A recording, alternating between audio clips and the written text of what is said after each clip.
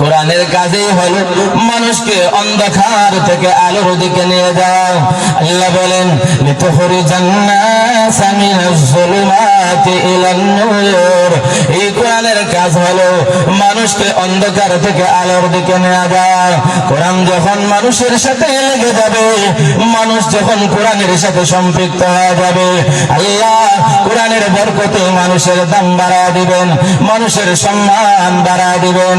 এই জন্য এই পৃথিবীর জমিনে যারা কোরআন শিক্ষা করে, যারা কোরআন শিক্ষা দেয়, এরা শ্রেষ্ঠ মানুষ।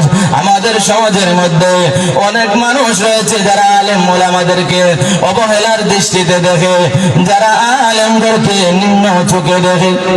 দুনিয়ার মানুষ যদি এদেরকে সম্মান না দেয়, আল্লাহ নবী বলেন আরে উম্মত কাল কিয়ামতের কঠিন ময়দানে যারা আলেম, যারা তালেবে ইলম, যারা কোরআন কারীম শিক্ষা করত, দ্বীনি ইলম যারা শিক্ষা দিত, এদের সম্মান এবং মর্যাদা কেমন হবে? শুধু তাদের মর্যাদাই নয়, বরং তাদের মা বাবার মর্যাদা এত বেশি হবে।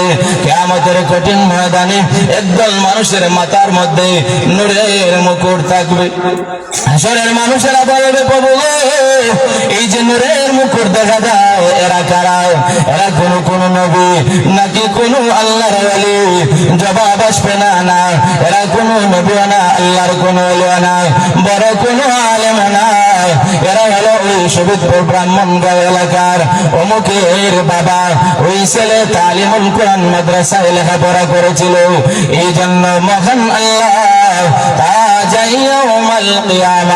কিয়ামতের কঠিন ময়দানে তাদের মাথার মধ্যে আল্লাহ নূরের মুকুট পরাইয়া দিয়েছেন। জোরে বলেন সুবহানাল্লাহ।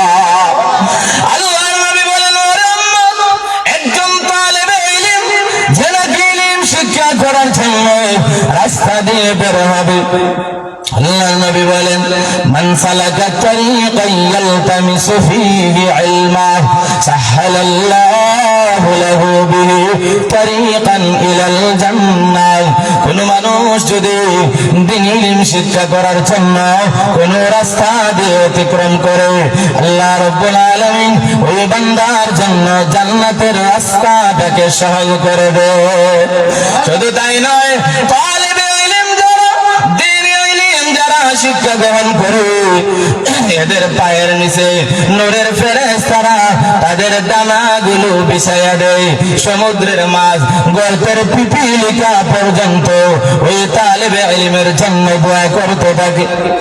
এজন্য নবীজি বলেন, ওরে উম্মত, কুন আলিমান আও মুতাআল্লিমান আও মুহিব্বান আও মুত্তাবিআন ওয়ালা তাকুন খামিসা।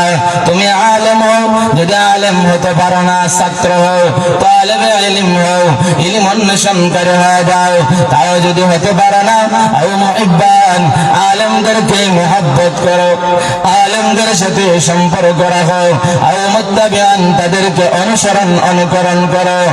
আলেমরা যেভাবে বলেন ওইভাবে তোমরা চলে, আলেমদের বাতলানো পথ অনুযায়ী, আলেমদের দেওয়া বয়ান অনুযায়ী তোমরা তোমাদের জীবন যদি গঠন করতে পারো, তোমরা দুনিয়া আখিরাতের সফল হয়ে যাবে।